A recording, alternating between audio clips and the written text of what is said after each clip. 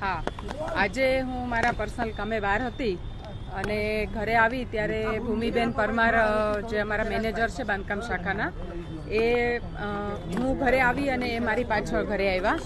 એટલે મેં એમને પૂછ્યું કે શું હતું, તો એમને કીધું કે અમને આવી સમાચાર મળ્યા છે કે તમારી ઘરે કાંઈ ફાઇલો છે. એટલે મેં કીધું ના, હું તો એમની સાથે જ આવી, એટલે એમને પણ ખ્યાલ જ હતો કે હું પણ બહાર જ હતી. એટલે મેં કીધું ના, આવું તો કંઈ છે નહીં મારા ધ્યાનમાં, કેમ કે ઘરે કોઈ હતું નહીં, મારા સાસુ એકલા જ હતા. એટલે અમે પછી મેં કે આપણે જોઈ લઈએ, એટલે અમે સાથે જ ઉપર ગયા. સાથે ઉપર ગયા ત્યારે લિવિંગ રૂમમાં મારા ચાર પાંચ પોટકા હતા અને થોડી ફાઇલો હવે અમે જોયું. એટલે ભૂમિબેનને મેં વાત કરી કે આના વિશે મને કાંઈ ખબર નથી, કેમ કે હું ઘરે હતી નહીં. પછી મારા સાસુને પણ એમણે પૂછ્યું તો મમ્મીએ પણ એમ જ જવાબ આપ્યો કે હું ઘરે હતી નહીં ને એ એકલા જ હતા, એમની હાજરીમાં કોઈ મૂકી ગયું છે. એટલે આ જ એક બાબત છે, મેં કોઈ ફાઇલો મગાવી નથી, એક પણ ફાઇલ જોઈ નથી, એક પણ ફાઇલ સહી કરી નથી. ઇનફેક્ટ એ પોટકામાં કઈ ફાઇલો હતી એ પણ મને ખબર નથી. હા, એ વાત છે કે મારી પાસે છેલ્લે વોટર વર્ક્સ અને ડ્રેનેજ વિભાગનો ચાર્જ હતો, એટલે 3-4 દિવસથી ડેપ્યુટી એન્જિનિયર્સ વાત કરતા હતા કે પમ્પિંગ સ્ટેશનના ઓપરેશન મેન્ટેનન્સના જે કામો છે એ તમે સર્ટિફાઈ કરી આપો. એટલે મેં કીધું ના, હવે હું મહાનગરપાલિકામાં નથી, નિવૃત્ત થઈ ગઈ છું, એટલે હું આ કરી ના શકું. એટલે આપ કમિશનર સાહેબનું અથવા જે કરંટ સિટી એન્જિનિયર છે એનું માર્ગદર્શન મેળવી લો શું કરવું જોઈએ.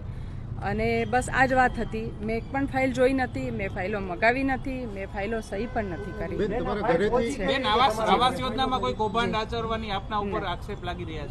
ના, મારી સુધી હજી કોઈ વાત નથી પડી. મેં રાજીનામું આ ખરેખર તો 2-3 વર્ષથી આપ્યું હતું, પણ જે તે વખતના કમિશનર સાહેબ એમ કહેતા કે થોડો વખત જાળવી જાઓ. એટલે આ વખતે રાજીનામું ફક્ત ને ફક્ત પારિવારિક કારણો છે, કેમ કે મારી દીકરી અમેરિકા રહે છે, અવારનવાર એની પાસે મારે જવાનું હોય છે. ઘરે મારા સાસુ છે, એમને દેખાતું નથી, એટલે એમની સાથે મારો ટર્ન છે એમની સેવા કરવાનો.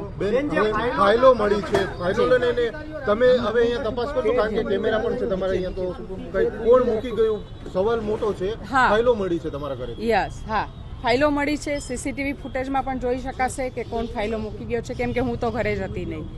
એટલે જેને જોવું હોય સીસીટીવી ફૂટેજ પણ જોઈ શકશે.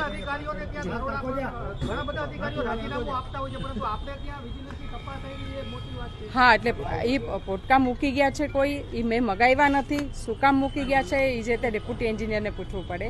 એમની રજૂઆત હતી કે મેં જેમ વાત કરી પહેલાં કે ઓપરેશન મેન્ટેનન્સના કામો છે તમે સર્ટિફાઈ કરી આપો, એ પણ મેં એમને ના જ પાડી. એ બધાને ખબર છે.